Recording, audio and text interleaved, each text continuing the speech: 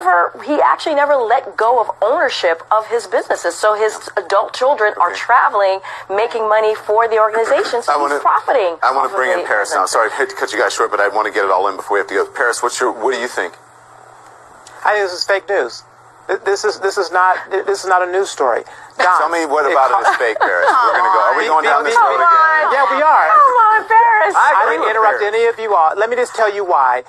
The president is not breaking any laws, and he's not doing anything. It's not his okay, fault. Paris, hold on. Let me ask you this. No. Let me ask you. I'm going to let you finish. I'm going to let you finish. Do you actually know what the definition of fake news is? What we're doing right now? No, okay. Well, then you are part of the fake news because you are on the network and you're part of the... Fake news is when you... Hang on, let me explain to people out there watching and you what fake news is. Fake news is when you put out a story to intentionally deceive someone and you know that it is wrong. I don't know of anyone who has put out a story in the mainstream media that I can think of right now to intentionally deceive anyone. Now, people get things wrong. Sources sometimes come up empty, but no one that I know has put out anything to intentionally deceive someone. This story that we're doing right now is not to intentionally deceive anyone. We are simply talking about the cost to keep a president safe, the Secret Service cost, and what are the pros and the cons, and as Andre said, and if there are ways that we can maybe able to work on that to make it fiscally better for the American people. There's nothing fake about that. Please stop it with that stupid talking point that it is a fake news story. If you don't want to participate in the news stories on this network, then don't come on and participate. But don't call them fake because you don't agree with them. Go on. Don, this is a fake news story, in my opinion, because the underlying Paris, assumption thank you very much, is everyone. that... Thanks, everyone. Thanks for watching. Have a great weekend. Good night, all. Thanks, Don. The question that you asked is why is this happening right now? There's a hilarious movie called The Election, and where the candidate is just doing he's saying crazy things, he's doing crazy things. You don't think it's because a guy who's in office now has said very horrible things about reporters and has said that the reporters are the enemy of the American people? No, I think Don, that has nothing to do with anything, that people feel that they can get away with it, because I don't believe that you actually believe that. There's no way there's no way you believe what you're saying if you don't think that's true. Oh, he believes it. Well, I didn't get a chance to say anything, but I will tell you now what I think, and that is that what we have right now is a groundswelling of people who are not being respectful, who are not acting civil, and people who are just saying things that are inappropriate. And people after a country that is, hundreds of years old, where we don't have incidents like this for the most part, and all of a sudden we're having incidents like this now. You think it's just a coincidence? No, I don't. I think if we go back and look at history, we can see that, especially in this country, we have had a lot of instances of violence with politicians and people going back and forth. But my point is this, Don. We have an issue going on right now where people think they can do anything with their fist and with their hands, like this candidate did, and we have people who think they can say anything that they want to as well. They are both wrong. And you don't. Come on, Paris. You don't think it has anything to do with someone saying... Don, if you're trying to make a connection or a correlation... I'm not trying. I'm telling you I am. I'm not trying. I'm just saying that I can't believe that you believe the words that are coming out of your mouth. Because I do. And you clearly don't understand the words that are coming out of my mouth. I do understand. I know that you don't believe that. Do not believe You're obviously on television just saying that because you feel that you have to defend everything about this particular person in office. If you actually sit there... What does Donald Trump have anything to do with what this candidate did? Let's hold this candidate for responsible. They're the fake people back there. They're horrible people. They're the enemy of the American people. If you think that doesn't have anything to do with it, then you are sadly mistaken, my friend. Good night, everybody. They call me sadly mistaken, but you're right. wrong. I just did. Thank you. Good night, everybody. About someone who is running to be the leader of the free world, someone, if you're a Republican and a conservative, you would hope that would have better practices, at least in the Oval Office, than the ones that you're mentioning. So people are judging by his actions, by his language, by his speech. So therefore, what he says on the campaign trail is obviously going to be covered. So my question to you, without mentioning the Clintons and Bill Clinton, which has been gone through. Wait, let me finish my statement. Which has already been litigated and relitigated on the own merits. Donald Trump's statements on the campaign trail. You don't think it's fair that the media should be covering it?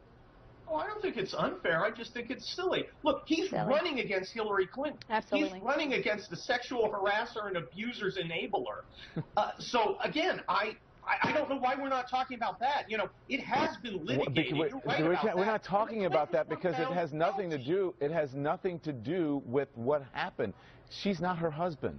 Her husband was hang on. Her husband has been impeached over that. But Donald Trump's not known to be politically correct or a politician and either. You're still, hold on, guys. Both of you are talking over me. Let me finish. And then first Kurt, and then I will let you respond.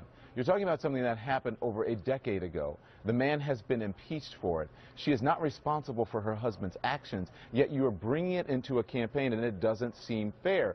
What if you did the same thing with Donald Trump from something his spouse or his father, if someone else did in his family? It has nothing to do with him running for president. We're talking about his own actions, his own individual merit. So, if you're going to talk about Hillary Clinton, then bring Hillary Clinton's actions into it.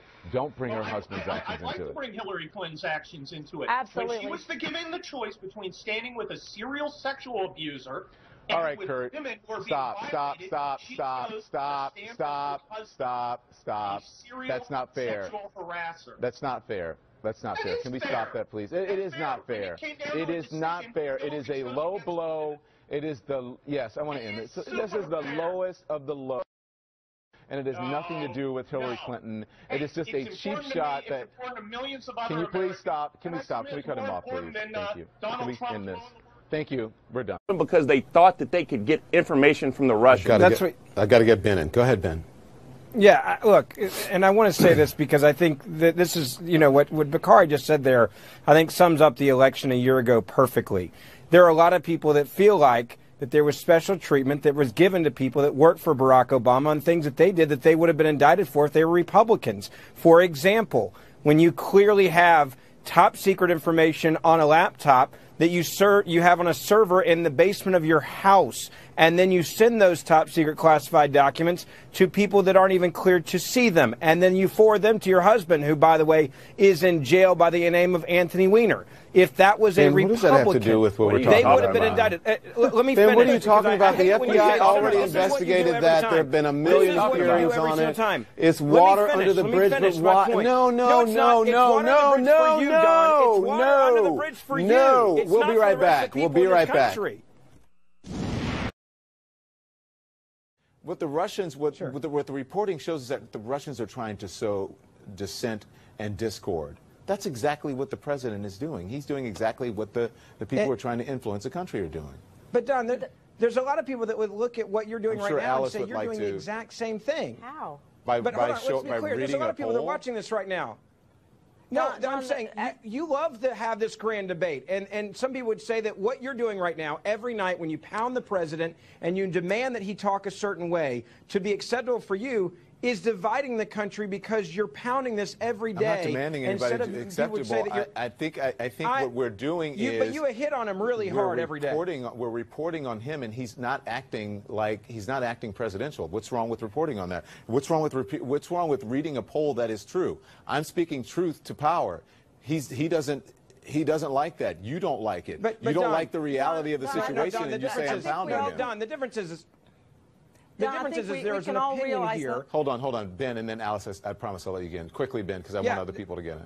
Don, there are days when we have debates here where it's very clear that you have something that you don't like about Donald Trump, and you are going to pound him on it, which you can't then say in the very next sentence you want to bring people together when you're going after him and dividing. That is your opinion. That is your opinion. Sure, it is my opinion. Because you have a certain point of view and a certain perspective that you would like to get across. I don't have that. I'm just asking questions. I'm reading poll. I'm reading information and facts about the president. Because those facts are not favorable does not mean that I don't like the president. So that's you're way out of line with that. But Alice, how many times have you given him credit for anything since he's been president? I can't count. I'm here every night. I'm here every single night for 5 nights a week. 2 hours. This is not about giving somebody. It is not my job to give him credit for doing something. It is not my job to give him credit. That's not what I do. I simply give the facts, and the facts are without favor, fear, or favor. And if they don't line up, if he doesn't like them, if you don't like it, that is too bad. But those are the facts. The facts are the facts. So I'm sorry. That's how it is. But, you know, and Don, you know, we have these conversations on your show about media coverage. I think a piece of advice that I would give everybody is the president spent a tremendous amount of time tonight criticizing the media, and it's right to push back on that. It's right to hold him accountable. It's right to fact check him. But immediately after that, when the conversation shifts into he's insane and he's unfit for office and he's lost his mind and we're doing psychoanalysis on television of the president, you're doing his work for him. This is almost what he wants to see happen, is that he criticizes the media and the media themselves are unhinged and start calling the president insane. I think that's a huge mistake. I also think it's a mistake not to call the protesters, left-wing protesters that are in Arizona right now fighting the police. I think that's a mistake as well. I think if you could do those things, not call the president insane and just fact check him, and call the protesters out for who they are, you gain the credibility ground that you need to push back on the president when he gives a speech like this. But you're almost doing his work for him when we start calling him insane. So that's the first comment that I have to make about that. You thought his speech was sane? You thought it was a rational speech? I thought that sounded exactly like a speech he gave in the campaign, and no one was calling him, you know, let's have a whole panel discussion about how insane he is during the campaign. And so, you know, you can disagree with what the president's saying. I think that it is correct to criticize the president's handling of how he's communicated to the American people about race and about the Charlottesville incident. That's a legitimate conversation. We should have that, and we have been having that.